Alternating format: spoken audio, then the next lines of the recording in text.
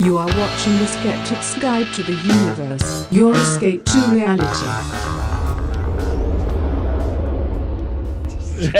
Already. Hey guys, happy Friday. Happy Friday. Evan had better things to do, so we got the George Robb replacement at the last minute. I'm in that plastic case. You guys smash the front and I just pop right out. funny comment. George, when did Jay contact Sometimes we got to blow him up? up. I told Jay at 8:30 this morning to call you because that's when we knew that Evan wasn't going to be on. Today was good. It was 2:30. So at 2:30, yeah. Because then I'm talking to him at 2:30. I'm like, "So is George in?" He's like, "Oh, I texted him and he didn't answer. I'll call him right now." It's like, yeah. So no. So you didn't contact George. Yes, we're all good. And I have a show this evening at 7.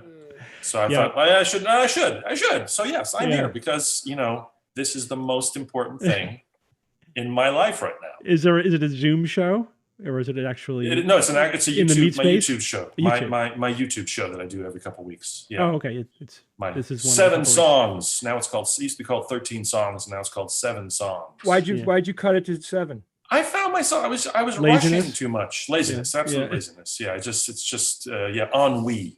No, I did the Christmas episode. That was fun, but I don't want it to be more than like an hour and 10. I feel that that's kind of where you want to be for that kind of a thing.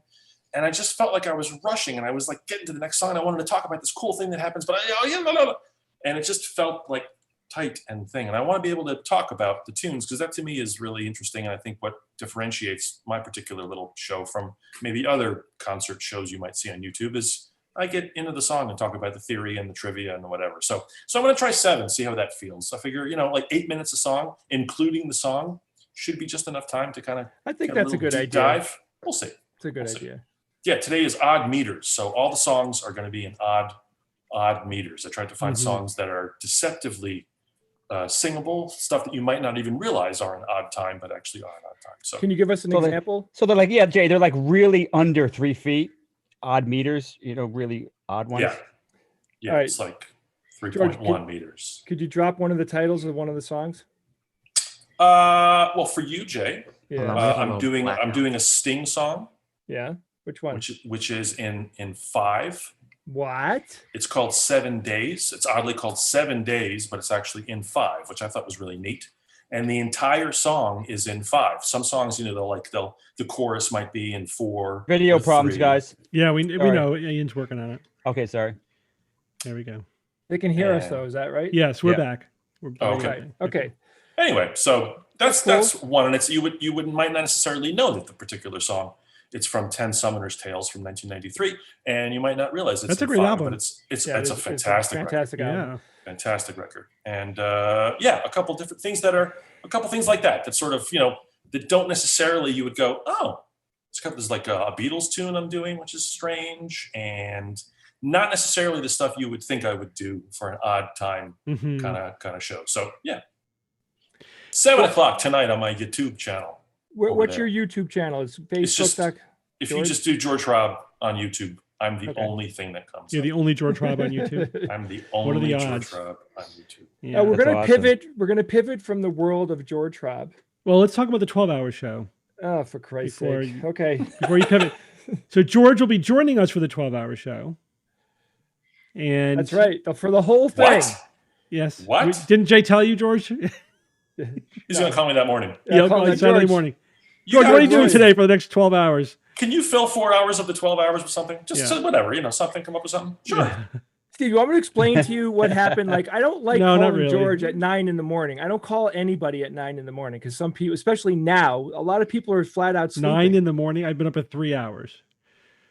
Steve, you wake up snap out of bed at 6 a.m. But I don't call people at 9 a.m., especially when I know that they're not on a regular schedule, right? And a lot of people start their job at 9. I don't call people at 9 o'clock. So it left the front of my brain, and then I'm working on the 12-hour show. Jay, you can call me anytime. I've called Jay at 9, and he just doesn't pick up. Yeah, I just won't pick up. Right. All right, so the 12-hour show is exactly it's in 2 weeks and half a day from now. Yeah. So it's on the 23rd. We start at 11 a.m. Eastern time. And let me write this down. Hold on. Yeah, okay. 23rd. Okay. 11 a.m.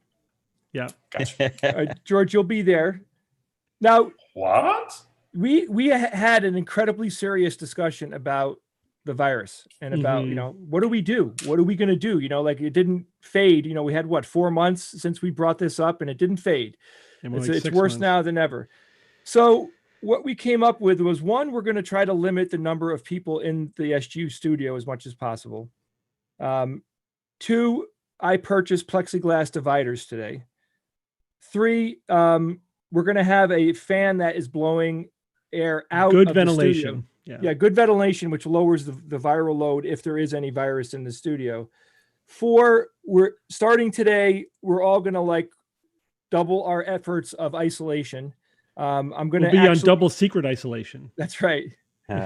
So we're just basically going to use Instacart instead of going to the store at 2 p.m. We're going to do everything we can to isolate.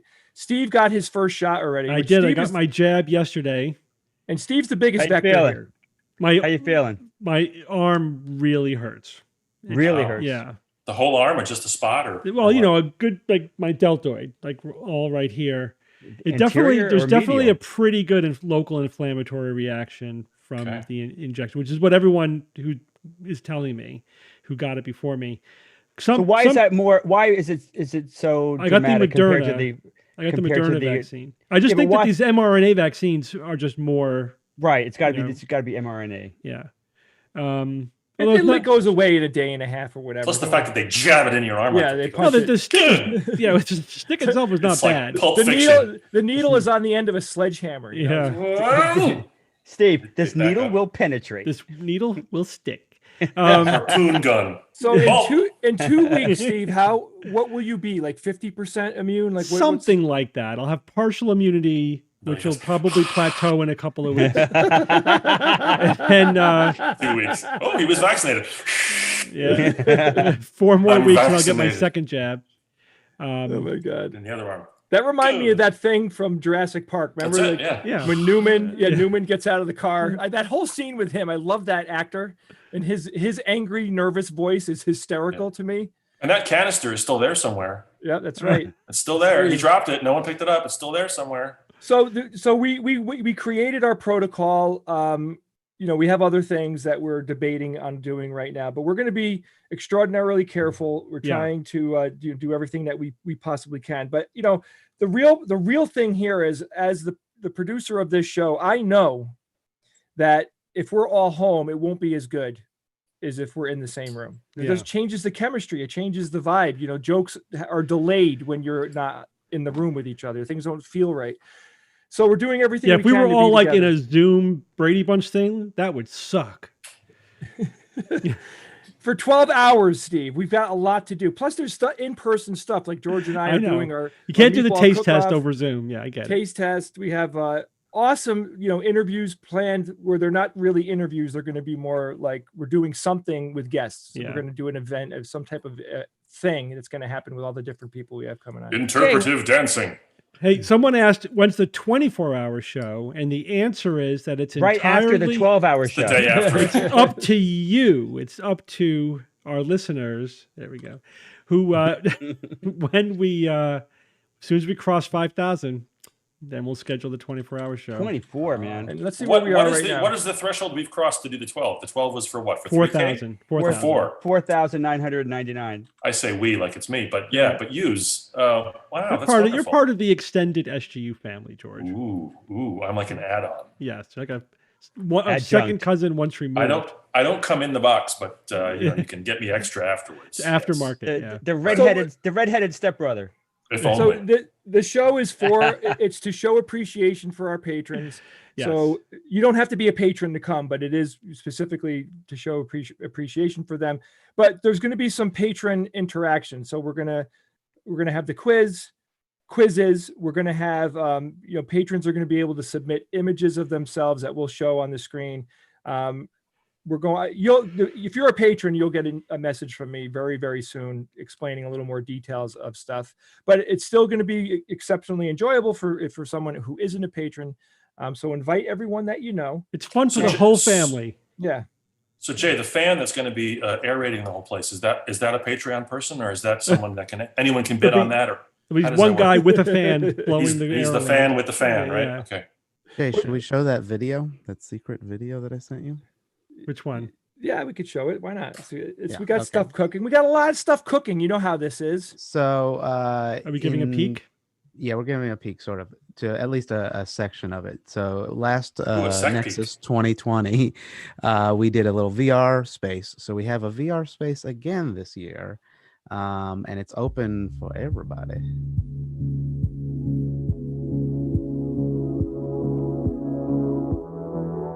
The finale from Get Out.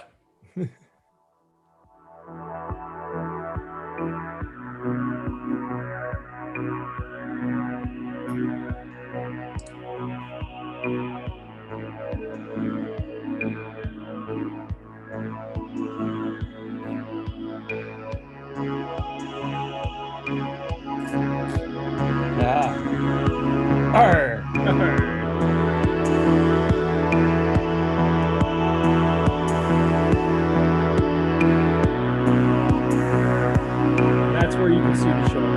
Wow.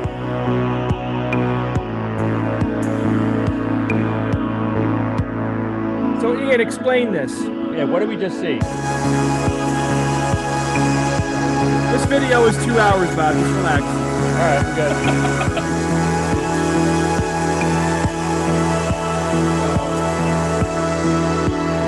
Space is like a spaceship orbiting the planet, and there's going to be spaceships flying around. But we're going to do science or fiction in VR space. So if you're in the VR, you can actually vote in VR for what you think is science or fiction. We also are asking our patrons to submit pictures on the wall. I don't know if anybody caught it, but Randy was on one of the pictures in the back of the auditorium. Mm-hmm. So we're hoping that you can submit pictures and maybe take pictures like from Bob's Forgotten Superheroes of Science, so we can layer them throughout the VR space. So that'll be live basically the whole time. And then we'll also have, like I said, science and fiction segments, and somebody will come in, occasionally, one of the rogues, and we'll switch to that during the stream. Mm-hmm. But you can watch the stream the entire time. While in VR, While in VR. Like, keep your images, please keep them clean, because there's going to be people of all ages watching, and Ian and I are going to try to sift through all of them just to make sure, but please just don't give us a lot of work. Just be nice. That's all I ask. Unless you have nudes of George, then just send them and we'll take care of it. And so for any of the patrons, any of the patrons, we're gonna make a channel for VR so we can discuss further. And if you have some other suggestions and stuff so shout out to PK who helped make it. Wow. So you don't even need wait, sorry, George. Somebody asked a question. Like, will this be available through Oculus Rift? Like, you're going to go to a URL.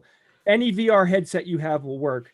And any VR headset, including the what is it? The one that's like really is the Rift the low and not the low end, but like the entry level one, the one that's like wireless. I'm not sure. But you can plug in. I know last year there was an issue with some certain VR headsets and it was difficult, but you can basically plug in directly and you can. How about a ViewMaster? Can I use my ViewMaster? ViewMaster, yes. Well, you could do it on a normal monitor as well. You just won't have it won't be a 3D thing. It'll just be like playing a video. Yeah, it still looks fine. It is Quest. That's what it is. That's amazing. Is that fully created? Like that's not some stock thing that you just put your little logo on. No, that's I don't. Fully. It's a VR created. space. Yeah, it's a VR space. So it's using VR chat. So anybody who's familiar with VR chat, you can also use mouse and keyboard. It doesn't have to be VR. So I think they customized it, George, but they're using elements that other people created. But that's version 1.0 where we're going to like populate it with skeptical SGU stuff now. Right. Yes, exactly. Yeah. And there's a bunch of science fiction stuff in there that we kind of you saw the reactor, but there's like some specialty stuff in there. Yeah. What's the name of the ship? Fun. We don't have a name, I don't think. We don't have a real name. So that might be something that the Randy. The Sagan. There you go. The DeAngelis. DeAngelis, nice. There you go. Uncle Bob. Uncle Bob. So please join us if you can. And let's now, Steve, segue over to the biggest news. Yes. Incredible, the supercapacitor breakthrough. That was amazing. It was amazing. Yeah. No, so we had a horrible thing happen in the United States. I'm sure all of you know it. Trump incited his followers to not only show up, but he encouraged them to march down Pennsylvania Avenue and to do what they could to stop the voting that was going on in the Senate.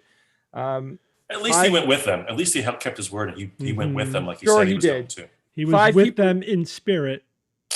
5 people died because of what Trump did. Mm-hmm. And he has been planning, this for a very long time. It's all been calculated. This isn't happening by accident. As much as he could plan something, but I mean, what he clearly did, because he did it on camera, was whip the crowd up into a frenzy. I mean, they were already kind of halfway there, and he unleashed them.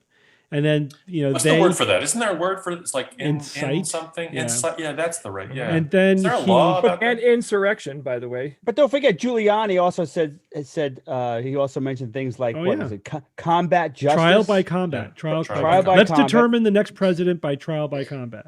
Yeah. And then Don Jr. said something about we're gonna find you. We're coming. Did you see Don Jr.'s footage from right before the rally? Backstage? I heard about it. Backstage. I just heard that one quote. I saw that one quote where they're backstage and he's like, Trump is standing in front of this monitor with Mussolini hands, just kind of watching it all unfold. And it's an hour before everything really goes to shit. And it's just disgusting. It's absolutely disgusting. So we haven't had something like this happen in, like 100 years. 1840.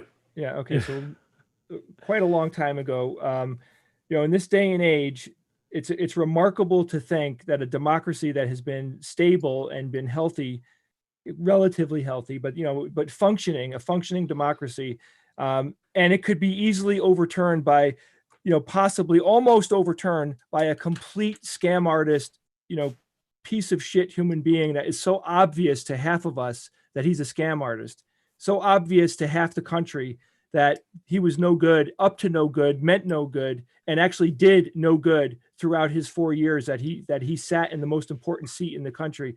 But at the very end, 2 weeks before he walks out of office, he gets Americans killed, has people break into the building that it's the people's building, right? It represents the people of the United States, and threatened the U.S. Senate and tried to make his coup happen. He tried to take over our democracy. That wasn't it was an attempted coup. There's no other way to really characterize it. It was pathetic, and it failed. But he was trying to disrupt the constitutional process of installing, confirming Biden as the next president so that he could remain as president. That's a coup. That's it. That and it actually also fits the definition of sedition, which is attempting to disrupt the normal process of government. Somebody called them Hatriots. I like that. Hatriots. Yeah, that's great. I like that. So we had all of this unfold. Now there's a few things that utterly blow my mind and probably the mind of any skeptic out there. One, after this happened, 6 of the Republican senators still pushed that ball forward. Yeah. Which is disgusting. And that's what was it? 100 of the Republican congressmen. So the other thing that happened was, and I put this on my Facebook, we had all the people that I'm reading on social media are falling for the complete bullshit. The Trump's followers, a lot of them are claiming that this was Antifa, which no one has clearly defined for me yet. These are people that were marching for BLM.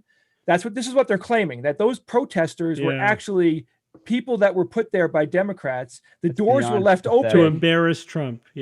Yeah, to actually cause all of this to try to make Trump look bad. Trump does not need anybody to make him look bad. And my other point that I made was, this is Joe Biden and Nancy Pelosi and Schumer. These are people that have been called idiots and morons and incompetent.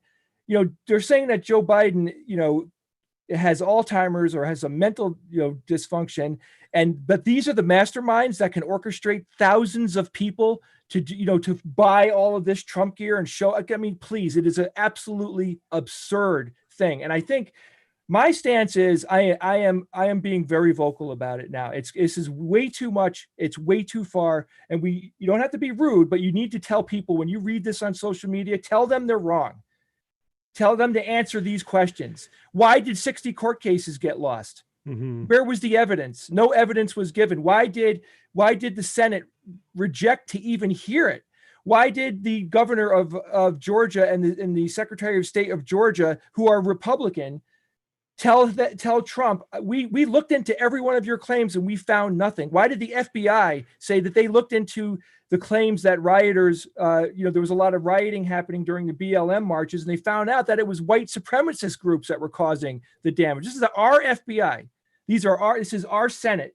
Even senators, even McConnell said, "Hey, there's nothing here, and we need to move forward. Like there is no fraud."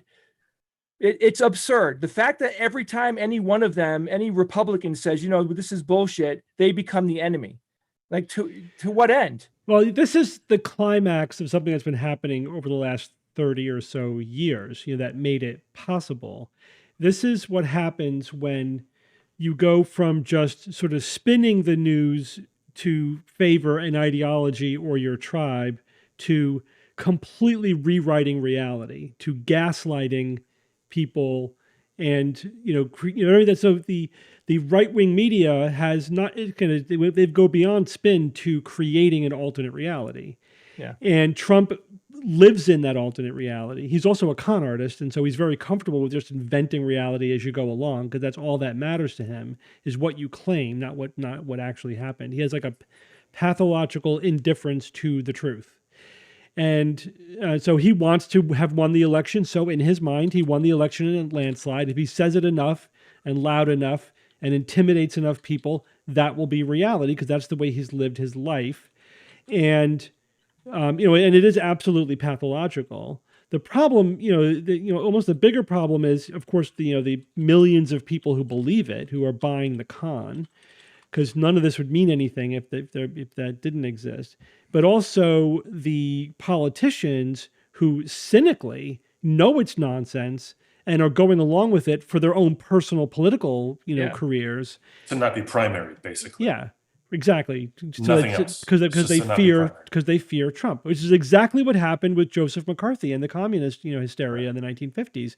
That McCarthy actually primaried the first person senator to go against him. That senator lost, and then no one else would go up against him, until the fever broke. However many years later that was the famous "Have you no decency, sir?" Have you no decency, sir? Yeah. So maybe this is Trump's "Have you no decency" moment. Who knows? at least there's now a larger, small, portion of elected Republicans who are breaking with Trump, and a lot of his cabinet members have resigned. It's which pathetic. Yeah. 2 weeks before he leaves office, now they're doing it. Like, please, Mitt Romney was the only one, and I don't particularly agree with Mitt and his politics, but whatever. But he seems to be sincere, and he's he didn't compromise. Person. You don't have to agree with his politics to acknowledge the fact that he at least was consistent with his own morality and himself. He didn't just blatantly sell out for a political calculation without considering the harm it would do to our democracy. And you wondered to what extent did some of them convince themselves that, well, we're undermining democracy, but we'll get through it, and at the end of the day, we'll survive Trump and we'll be good. And now they're like, "Ooh, what did we do?" That's been it all along. But I know it's from when they were literally running against Trump and saying this guy's terrible. He's a dangerously incompetent, immoral. He's going to ruin the party. He's going to ruin the country, and it'll be our own fault. I mean, that's as long as McConnell said that. As long as he gets some justices in and passes some good legislation where I don't care what I could deal with it. Yeah, we got our tax breaks and we got our judges, and so we're good. I think that's like the Mitch McConnell calculation. Yeah, it's obscene. But this is what it took. It took storming the Capitol building for them to say, maybe that was a step Has too no far. one read The Crucible? Has no one? I mean, it's just it plays out exactly the same. No, every exactly, time. exactly. I'm talking because of the podcast and all the friends that I've made around the world. I'm getting contacted by people all over and just checking in, making some comments. And it's so I can't believe it how embarrassed I am. It's really embarrassing. This whole thing is just disgusting, and I'm like, I'm an American. I want to be proud of my country. I don't want to pretend that my country is better than any other country. I love and respect, all the countries in the world deserve and have the right to be themselves, and it's okay for you to love your country. But I can't feel that way. I feel like the government, the people that we have in the government, have distorted what we were building, what the intention was of the United States and the things that were wonderful about the United States. And they're stripping it away, slowly chipping away at it. But Trump was, what do you call it when a giant block of ice comes off the calving? Trump was a calving of our democracy. I mean, he did permanent damage. How are we going to talk to any other Banana Republic or something that's having trouble with their elections or has riots or whatever? How are we going to, with a straight face, say, "Hey guys, you really shouldn't do that"? Because now any country in the world can go, "Oh, really? They are already doing it. They're already doing it. Of course, so we've lost our moral authority for a generation. The damage is going to be very long standing. But the deeper issue, you could generalize this to all of skepticism, right? The whole idea is that there's a process, and the process is more important than the outcome. Mm-hmm. There have to be rules that people agree upon ahead of time. And, there are institutions, there are laws, there are rules, and there's a process, and we follow the process, and then we let the chips fall where they may. So you could apply that to science, there are rules to doing science properly. You follow them, and the result, you respect the result when it occurs. And make science better by, making the processes get better. Tweak the process, iterate the process. Same with our government. Yeah. Keep the good stuff, get rid of the bad stuff. And when you don't do that, when you engineer an outcome, that's pseudoscience. Yes. Right. So what we have now is pseudo democracy. Pseudo government. It is not. It just has the superficial trappings of democracy. So it eventually, Biden will be installed as president, and it worked. We barely, scraped by. Our judicial system saved our asses. Yeah, it really was the judicial system and the local politicians who didn't cave, to Trump and to what he was doing. Some did, but enough of them held the line that the system managed to creak and cricket and get through, and we will have the president that people voted for. Trump's coup failed, but the whole process that Trump was pushing for is to democracy as pseudoscience is to science. It's just he's inventing reality, inventing the result that he wants, and then just insisting that happens, and throwing the process out. And anyone who went along with that, who supported him in that, undermined the institution of democracy. At some point, like when you're a scientist or whatever, or when you're a lawyer or a judge or whatever, at some point you have to say, the institution's more important than me or my goals or my tribe. And I could count on one hand the Republicans who were willing to do that. Steve, you had said this, imagine if Trump was competent. Imagine if he was a great orator. Imagine if he was surrounded by people that could actually find their assholes versus Imagine if 51% instead of 40% or whatever the people bought his nonsense. Well, there's that too. But that is the Handmaid's Tale.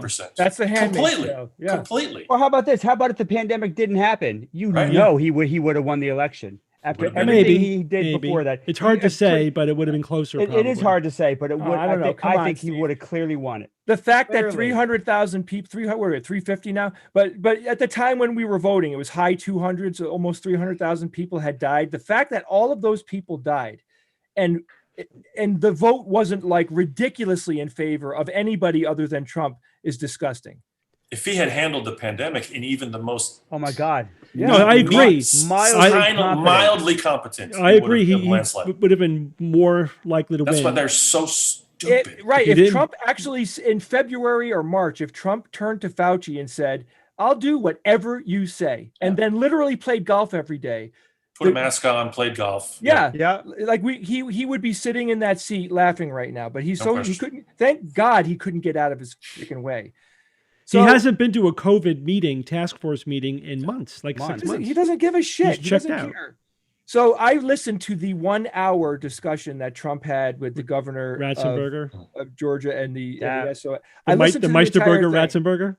Oh my God. It's amazing how old news that seems now. Jeez. Right. Yeah, that was last week. But if you want to get that was last week, and that was the most outrageous thing he did up to that point. That was huge. Just wait.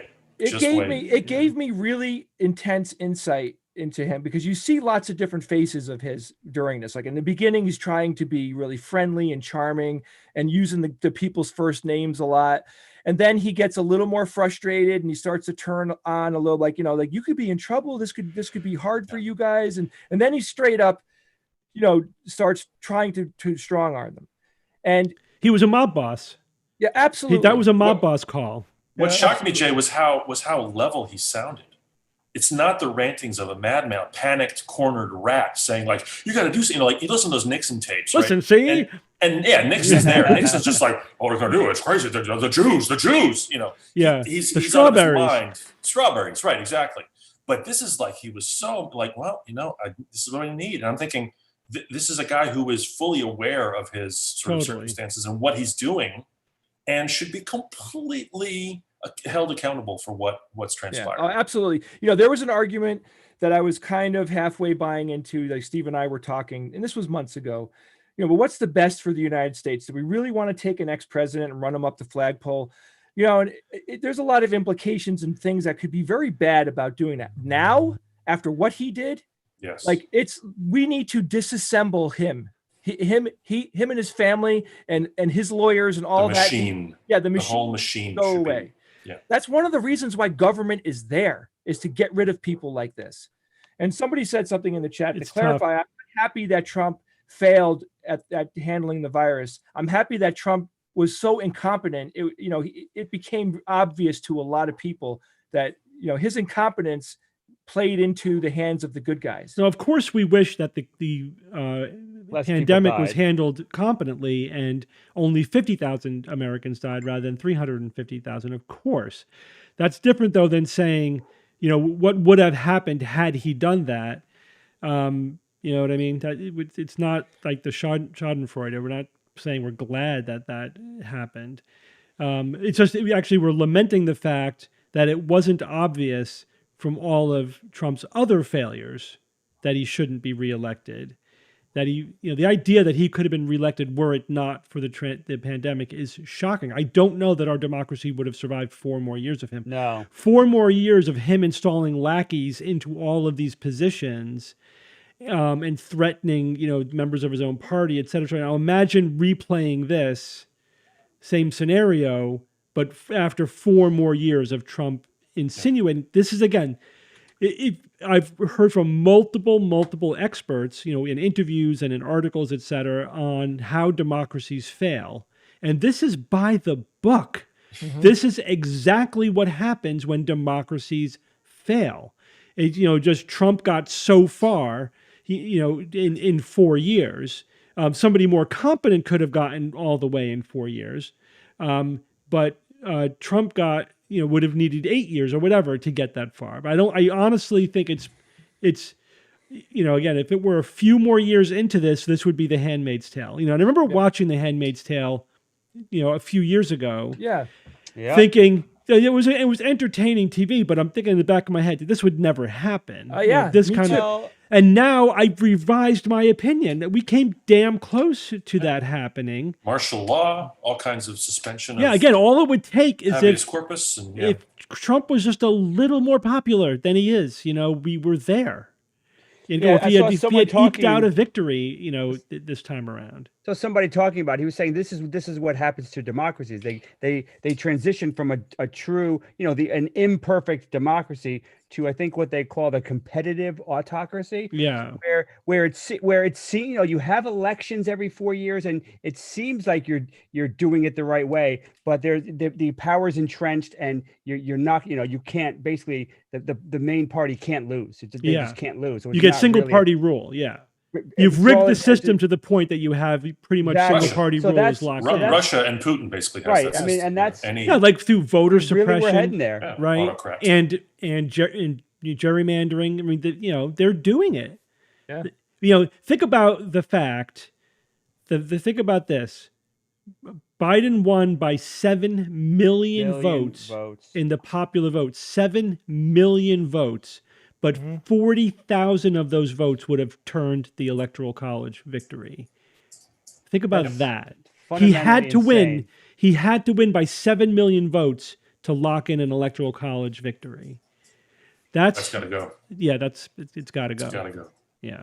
Well, that's why it was actually funny that they were like condemning the Electoral College, because, okay, fine, you're right, the Electoral College is terrible. Let's get rid of it. Let's go to a popular vote, and that way, I think it would flip, where it'd be much harder for them to win, for the conservatives to win, for the Republicans to win. If it was Republicans have won popular vote, one popular vote of the last 8 elections, right? They are a minority ruling party. One time, the second Bush term, he won the popular vote. Yeah. He's the only one that's won the popular vote since Reagan. Yep. Or no, since Bush won. Bush won. Yeah, Bush won. So, Biden has one hell of a president. Of course, George, I know. And Biden has got to harden the system. I'm hoping that he is going to hire, people that will, lawyers and people that are experts in the Constitution, and people that, can legally tighten up the democracy ship that we found all these holes in. Change the norms to laws. Yeah. But guys, you're all skeptics. You're listening to this show.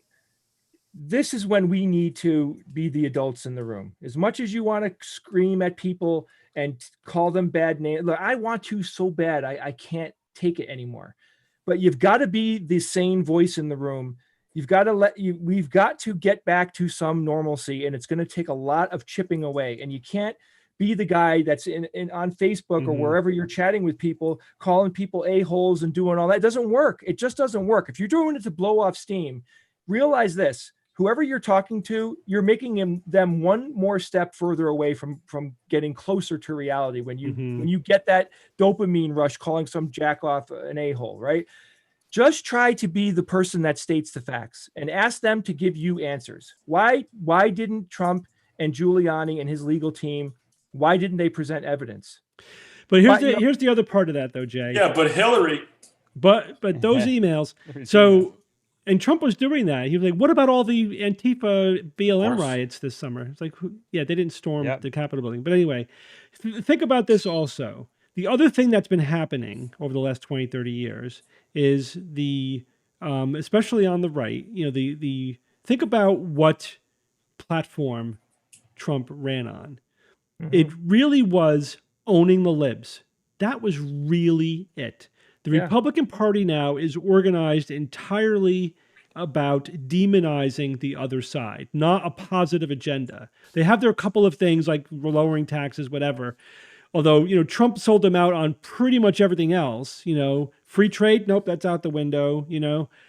So there really wasn't much in terms of conservative ideology that was preserved under Trump, because it really wasn't about conservative ideology. It was about owning the libs. Yeah, but Steve, the correct terminology is hatred. Then when you say owning the libs, it's about demonizing. They literally demonize the Democrats, and I mean the literally, because if you look at the really extreme right-wing media, they say things like they're possessed by actual demons. In any case, so. For that reason, they really dehumanize the other side. Their view of Democrats, of liberals, is this straw man, right? This cardboard cutout. And almost the best thing you could do, therefore, is to not be the caricature that they think you are.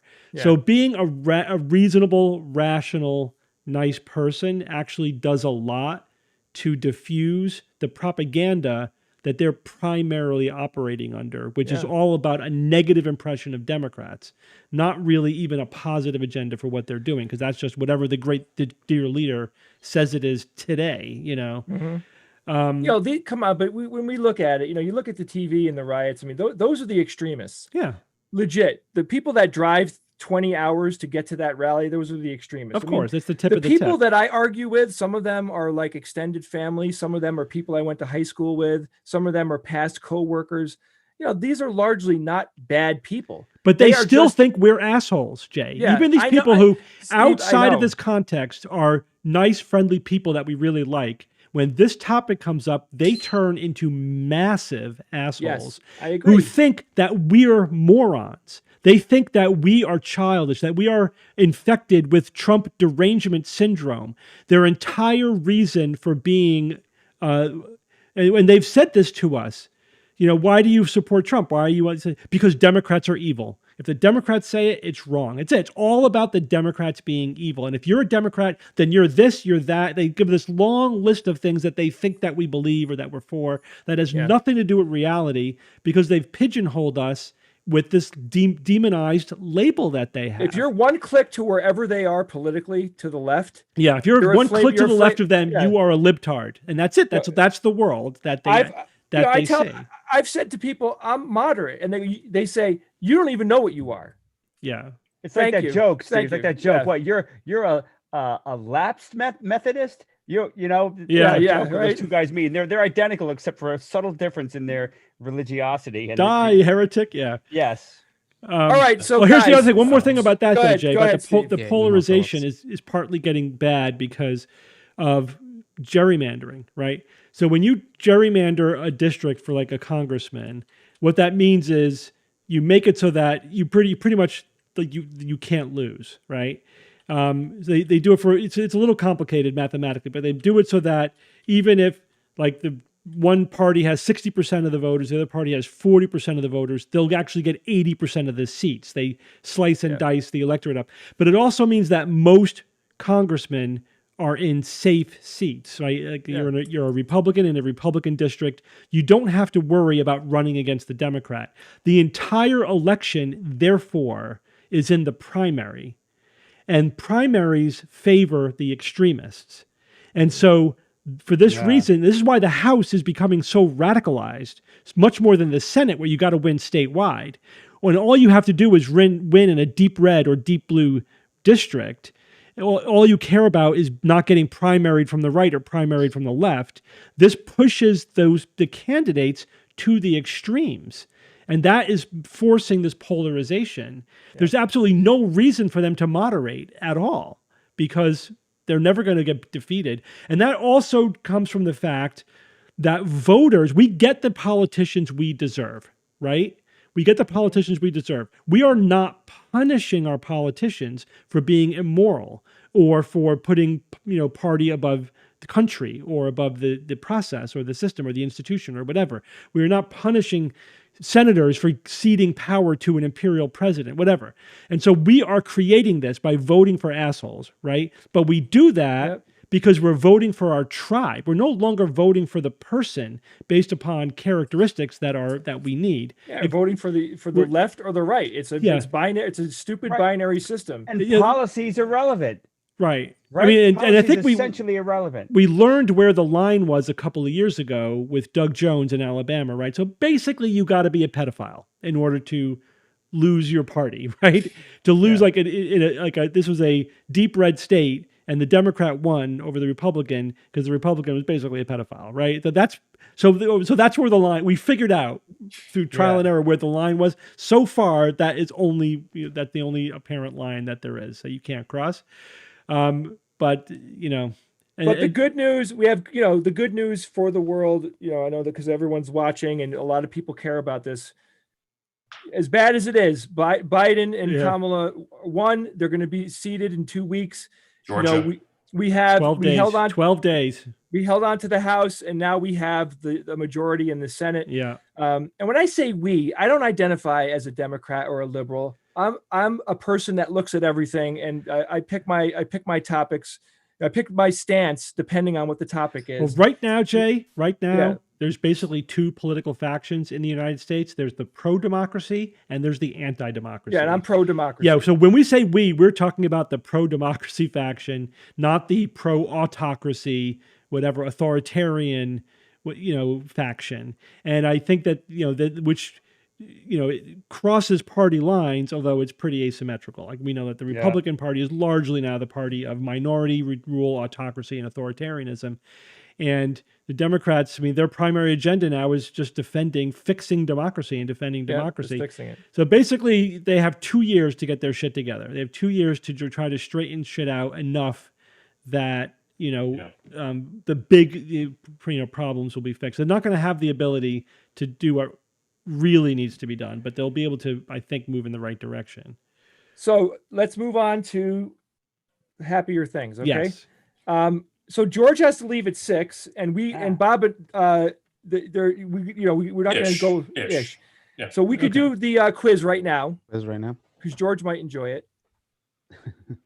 No, sir. And then we'll do some. I did already post the link for everybody, so it's darkenergy.games. George, you click the link that's in the chat. You know that, right? Yeah, for us, SGU. Thank you. There again, I'll post it again for chat. Darkenergy.games, but it is pinned.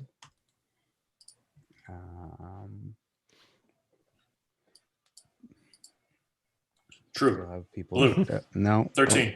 Who put one? Okay. Oh, 29. somebody got a Wolfie. Did anybody get a Wolfie yet? I don't think. I didn't say that. I didn't say no. But Wolfie is instead of bingo. Yeah, it's Wolfie instead of bingo. Oh, Did anybody get a Wolfie bingo? I don't think so. Bingo. George, you're stuck on. You're going to get stranded on an island. You're on a cruise. You know that the ship is going down, and you realize that you could get to the island with either a drum kit or a guitar. What instrument do you take? It has to be guitar, right? No question. Even though you're a drummer, you have to bring your guitar. I knew you were going to say that. Yeah, because you can simulate drumming way easier than you can simulate guitar playing. Yeah, are there coconuts on this island? Yeah, there's kind of sticks and goat skin I can stretch and dry and treat with some type of ancient method to guitar, no question. Because then you can use the strings for cordage. Yeah, build a boat. You're smart. You're thinking out of the box. I'm thinking like, what are you going to spend your time doing? Would you prefer? Yeah, no, I would guitar, no question. Yeah, that reminds me of that movie Castaway with Tom Hanks, where he some of the packages wash up on the shore and he's opening them up and they all look completely worthless. Like, for example, there's ice skates. He's on a tropical island and he gets ice skates. And you think, oh, well, that's worthless. But then, of course, he attaches a stick to it and uses it like an axe. I'm like, shit, that's like probably the most valuable thing he found. Yeah, he makes a net out of that. Like there's a prom dress. I love that part. It's very clever. Yeah. And VHS tape. Again, useless for its intended purpose, but the tape itself just became cord to tie stuff together. The writer of that film, whose name I forget, actually stranded himself like on a beach for a week or something, just to see what he would go through. And so what he went through basically was what the character goes through. Yeah. It's really interesting. It's like Good research. Like full research. Yeah, full. I don't know if it was Immersive a beach island or what, but I forget his name. But yeah. All right, Method directing. All right, let's sync up. Let's sync the quiz. So here we go, and I count down and say click. Everybody clicks. We don't, right? Yeah, we do. You can. We don't technically have to, but like everybody who's watching does. And don't forget to turn the sound on because George wrote the music. Right. In 5, 4, 3, 2, 1. I'm 1 second behind. I'm 0 seconds. I don't think I said click, but and this is where we see it was implied. It was implied. Yeah. Times in. It's like if you can't extrapolate, then yeah. ... So here's a question. Did anybody see the article today that claims the platypus genes are part bird, reptile, and mammal? Whoa, cool. Very cool. No, but that doesn't make any sense. Yeah. I mean, the reptile and mammal, of course, but I mean, they're bird in that birds and mammals have a common ancestor. So as long as they date back to then, that's fine. Otherwise, there's got to be some serious horizontal gene transfer from like viral inclusions or something. So there's different ways to interpret that, but it doesn't mean that they're like, whatever, a bird had sex with a reptile and gave birth to a platypus. That's not what that means. Yeah. Here's one. Did you guys hear that somebody said online here that Lindsey Graham got chased out of an airport terminal by a pro-Trump mob? Yeah. Wow. Oh my God. Oh God, that is awesome. That's where we are. Where we are. Everybody just expect more insane shit because this is not going away soon. You know what I'm saying? All right. It looks like everybody's reporting back with their latency. So away we go. Here we go. About 500 people playing and start. Which of the following energy types is created due to motion? Electrical energy, potential energy, gravitational energy, kinetic energy. I know that's easy. Bob knows this one. Yeah. I did put some notes in there, Ian. Yeah. You haven't seen the answer yet, right? You haven't seen the answer yet, right? No, I have 10 seconds to go. Okay, good. Just want to make sure it's...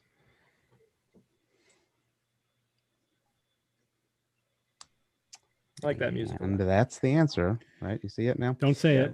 Don't say it for a few more seconds because people have to catch up. Number 5. It was all right. So, 5. Ian, why don't you read? An example of potential energy, dark energy would be a spring or battery, although the answer is kinetic energy. Right. Yes. So potential energy is like stored energy. Yeah. Kinetic energy is the energy that gets put into an object when it or it comes out of it when it hits you. Yeah, when it slows down. But like when you push a marble, when you roll a marble down the hill, it has kinetic energy. Next question. Potential energy at the top of the hill. What standard unit is used to measure energy? Ampere, Newton, joule, watt. Sheer energy. The ampere is amp. It's just the the long version of amp. That was the guy who invented it. That's his last name, French guy. Mm-hmm. Ampere. My name is Jacques Ampere. I don't know. Should that question have been a little bit more specific? Yeah. I knew you were going to say that. Yeah, it should have. Read what I wrote, Ian. Well, okay. The joule is the derived unit in the metric system for work and energy. Work is done on an object when a force is applied to an object. The thing is, you knew it wasn't any of the other three. It may have been an imperfect definition for joule, but it wasn't any of the other three. 1 joule of work is done on an object. It was Newton is applied. It wasn't hard to figure out which one, but yeah, still. Okay, which energy type depletes gradually? Non-renewable energy, kinetic energy, renewable energy. All right, I'm going to call vague question on you, Jay. There, when you mean with distance or with time? Time. With time. Yes. With width. With girth. I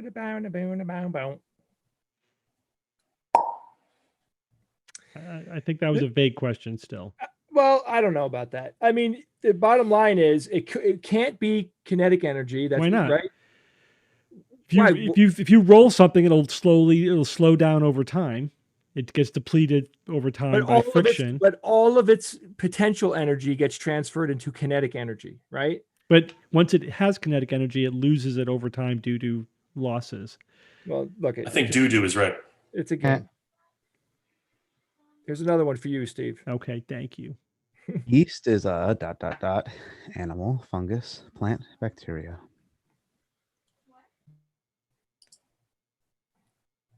George, you gave the look I want people to give. Yeah. I don't know the answer. Hey, Bob, I know. I didn't know it when I looked it up. And now you're all smart. Yeah. Nerds. Yep.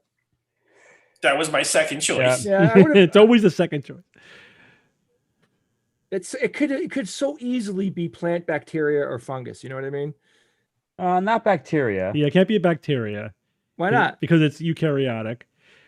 Yeah, Jay, come on. No, I'm sorry. What are you, some kind of asshole? All right, it's not a plant or animal. Yeah, so it's a fungus. Right. I mean, when you're smart, Steve, you could say it like that. Right. There's a lot of people that don't know these answers. Sure.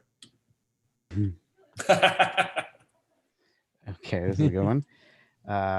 Who is starving? I'm gonna say hungry and is planning on having Indian food tonight. I've definitely got 100 here tonight, Jay. George, Steve, and Bob. I love this music riff, Jay. George wrote it. I love it. I love the banjo when it comes in. I don't get to hear it. Rips. It's ripping banjo. Bottom left, Steve. No, I can't do it because it No, screws because up it'll the play stream. for everybody. It'll play doubly for everybody. Jay, what's in the upper right? What's that dude with the big eyes in the upper right? That's Dark Energy's mascot. Logo. I love it. So Bob is coming over to my house. I almost blew it before by saying that Bob's coming over for Indian food. My wife and I made chicken tikka. My wife made it. I helped her. I was her and sous chef. Liz made a dish too. Liz made. I can't remember what she made. Delicious. Looked good though. Something with spinach. Delicious. It's nice. Guys, I got a question for you guys. Yeah. I got a little bit of time. Yeah. All right. Bob. Yeah. When are you at your best? I know the answer to this. Bob, you want to think about it? Jay, go first. Since Jay, George, can I ask you? Do you mean like time of day or during a specific activity, or just sexual best? However, I want to interpret it. However, what you would consider to be your best. When are you at your absolute best? How would you answer that question? I would answer, what comes to my mind is like in the fall, I'm at my creative best in thinking what I want to do. Yeah. Last weekend of August to Halloween, Bob is I'm in my glory. I'm driving around looking at the beautiful foliage. I'm thinking about what I'm going to create and scare the crap out of people. And this beautiful, creepy, spooky things. My art. I call it my art because it's my creative outlet. So I can answer that. That's one of the answers. That's good. Jay? I have like more than one answer because the business side of me, I'm at my best like right about now when I'm a month to 2 weeks away from an event and I've got 100 plates in the air, a lot of people involved, and I've got to pull lots of strings to make it come together. That I feel like I'm firing on all cylinders, and the creativity, like Bob said, is wonderful. It's almost like when you're almost done with a song, you have like work to do, but you feel the end is there and you just feel really energized by it. I feel like I'm at my worst the day of, like I always yell at Steve. Steve and I typically get into a fight the day of an event. So that's not what? Yeah. George has been there, but my other best is definitely my wife brings out a version of me that I always wanted to be, and because of her, we've enabled each other to do wonderful things, make a family and all this stuff. But I'm like, there is a sweet spot when me and Courtney have time alone where nothing could make me happier than having that adult time alone with my wife. Nice. Steve? So I will defer certain categories to my wife, since that's really up to her to say that, not me. But I will say 9 a.m. if in the context of time of day. But otherwise, I would say I'm at my best when I'm in front of an audience giving a lecture on a topic I know well and fielding questions. I think that's when I get in the zone on a topic like I know well. But Steve, are you saying that you feel good though? Because like you're saying you're delivering something. Everything is good. I like to, because I want to know the emotional side of you. Like I want to know, like, when do you feel like a bubbling emotion that makes you happy? Well, that's different. That's one of my happiest is not the same as when I'm at my best. Right? That's a very interesing distinction. Yeah, you could be at your best when you're in a crisis. You know what I mean? Yeah, absolutely. Miserable, but at your best. Yeah. Well, what's your answer, George? I mean, for me, it's nice that the three of you basically said when you're being creative on some level. Yeah. On some level, it's this fulfillment of creativity, which is really anybody that creates stuff. I mean, we all do on some level, in some way. That's when you really sort of find, I think, that you are not happiest, not feeling the best in terms of emotionally or anything, but that you've, well, I shouldn't say that. You could be physically exhausted. You could be whatever, scared. You could be whatever, but you feel really great while you're in that creative endeavor. For me, I love like a TAM cocktail hour. Mm-hmm. Yeah. You know? Yes. Like where I'm the sort of, the pseudo figurehead that I'm in charge of keeping things running and whatever. People know who I am, and I can greet people and make them feel comfortable. Yeah.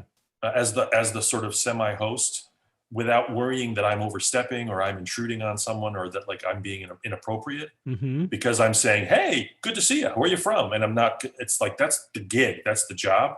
So I get to be as human and as nice and as interconnected as I want to be all the time, without worrying that like I'm stepping over something. Yeah. So there's that feeling, and that is just like, boy, I could do this all day. George, that's when I'm at my worst. Really? Yes. Wow. That, to me, is like the most uncomfortable, worst thing for me is a cocktail party. Interesting. Superficial social interactions. I hate it. I mean, a flat out cocktail party where like I don't have an official role. That's a different thing too. Yeah, it's you're right. If you have an official role, yeah, it's very specific for me. That it's better. It's better. Or even like, as you walk into before the lecture has started and people are sitting in their chairs and stuff, and like that 9 a.m. session is about to start, and you kind of walk around. It's like, hey, would you listen? Hey, and I'm talking to strangers. Yeah. I hate talking to strangers. If I'm allowed to, without the social concern of like, am I being inappropriate? Am I stepping over kind of a weird, like, who the hell wants to talk to me? Whatever. Yeah, because the social hurdles are removed because you're that's what you're supposed to do. That's the job. That's the gig. That's the job. There's no uncertainty or all that questioning goes away. Right, which is kind of nice. Yeah. And then also in the middle of a creative thing, like you said, Jay, like if the idea comes to me and now I just have to put the dressing on the idea, oh man, that's such a great feeling. That's so sweet. It feels so good. And like 7 hours will go by and you have no idea what's happening. Yeah. And I that scares me sometimes too. Like when I know I have like 3 sketches like in the barrel that I haven't written yet, because I know when I start writing them, it's going to be like half a day will go away. Yeah. So I'm like intimidated by it. It's in a weird way, but once you're in, it's like surfing. It's like surfing on marshmallows. It's wonderful. George, my answer for you, just from you as a friend and someone who works with you, I would have answered you this way. Just because, again, it's not me, it's you, right? I'm observing you as my friend, but I have seen you when we do the extravaganza. I have seen you, handle like difficult situations that only we know, right? Yeah. Because we're doing the show and we know like what's going on and the audience really doesn't. And I've seen you like expertly, without losing your cool, weave your way, find the line to get through the problem. Yeah, that's fun. That's flow. That can be really cool. I've seen you handle really bad shit in the audience, like really bad. Yeah. And do it in a way that was so expert, professional, funny. I'm so charming. Oh God, George! That time in Australia when that drunk girl was yelling and you, oh my God, it was so perfect. I was so proud of you because I was horrified. Yeah, but George, I know you well enough. I think the other guys do as well. I know you well enough to recognize when you're when when you're genuinely annoyed. You still manage it professionally, but there's an edge. It's all right, George is actually knives out. Knives out. It's affected by this. You could just faintly see the laser beams coming out of his eyes. They're very, very hard to see. There's a change, subtle color change, like an iguana. Right. Yeah. It's somebody wants to hear the story. I mean, I know we have it on tape. Which story? I really do. I have it on tape. When that girl harassed us and George when we were. Oh yeah. So we're in. I forget what city it was. Was it Sydney? Sydney. I think so. Okay. Yeah. So we're in Sydney and we're doing this awesome show. It's like the fourth one we're doing or whatever. And there's this completely inebriated woman in the front who is just whooping. Now, we encourage whooping. We encourage being into it. If I remember, George, that I had an interaction with her before we went on, it happened. Yeah. And just to give you an idea of what this personality was like, she came up to me, grabbed me, and lifted me in the air. Yeah. That's what she did. Right. I love it. Yeah. It's like remembered the human encapsulation of a shaken up bottle of soda. With Mentos in it, kind of just waiting to explode. So she was screaming throughout the first. We were doing an hour and a half show too, and she pissed off everybody in the audience at this point. So it just gets to this point where it gets crazy. And then we had this bit that we were doing where we were trying to show the probability of someone having the same birthday as someone else in the room. That if you have more than 22 people, the point of the bit was you only need whatever it is, 22 people to have a 50-50 chance of them both sharing a birthday. And we never got to 6 people before 2 people. Yeah, it was astounding. We had this whole thing. We're like, okay, the front row, see your birthday. And I forget how we actually did it, but it was a pretty cool thing. And so we're like, I'm starting this to show how great this little mathematic, probability trick is.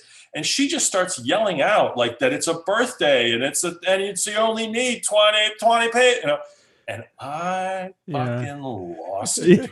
I stood right in front of her. Now I'm on stage. So I'm looking down on stage.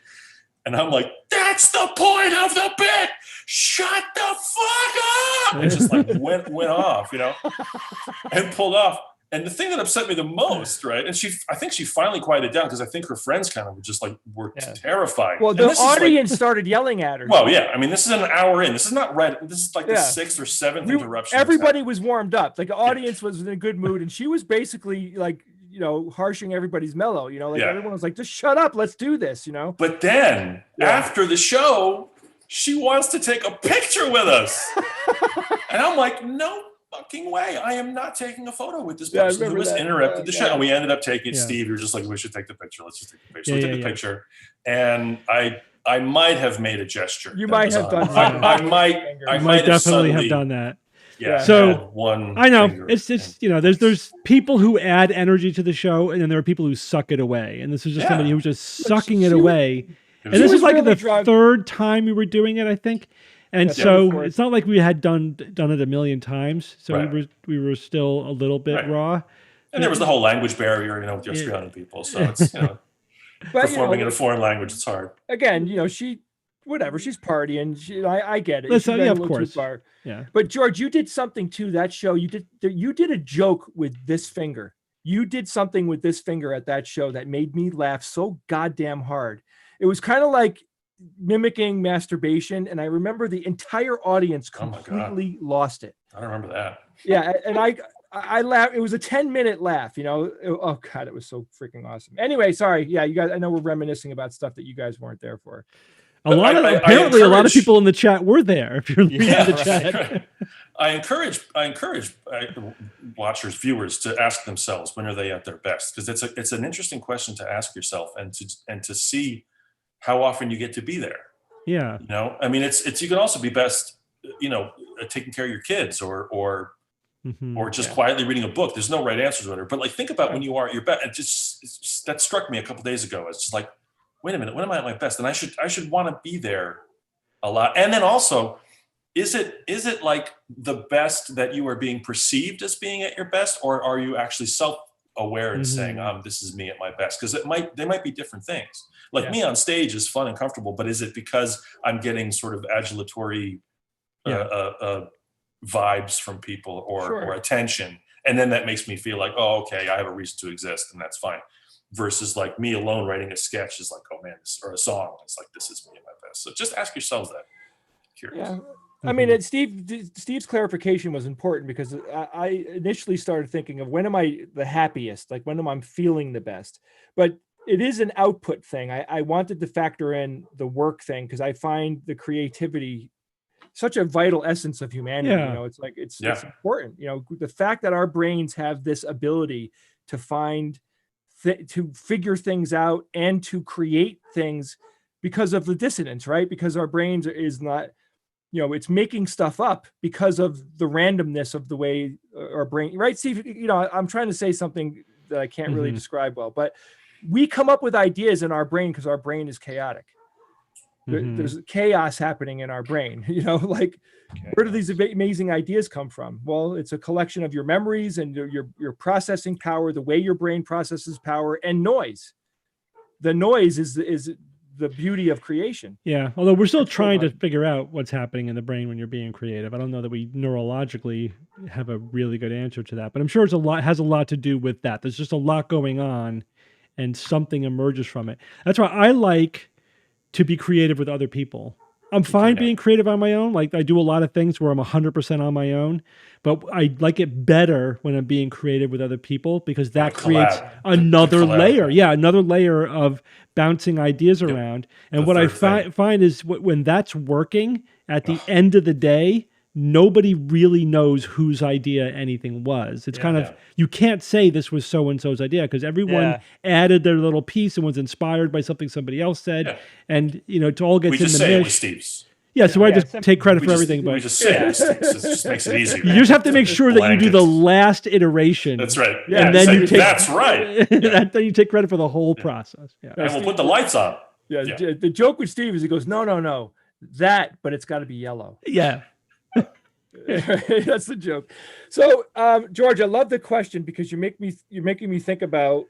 I'm self-examining. You know, and I haven't had a lot of good self-examination happening during this pandemic because I'm depressed. Of course. I feel like shit. You know, I'm not in a good zone. This 12-hour show has been great though. I've had so much fun, a lot of creativity going into it. I feel very, very good about working on it. Ian and I have great synergy too. Like again, it's a collaboration. You know, Ian and I have to talk to each other. We're on the phone today for an hour and a half, just throwing ideas out and shopping, you know, buying stuff for the, you know, that we need. And no, we need this. No, this won't work. We got to do this. The camera's got to go here. I love that kibitzing, the creative kibitzing, you know? Yeah.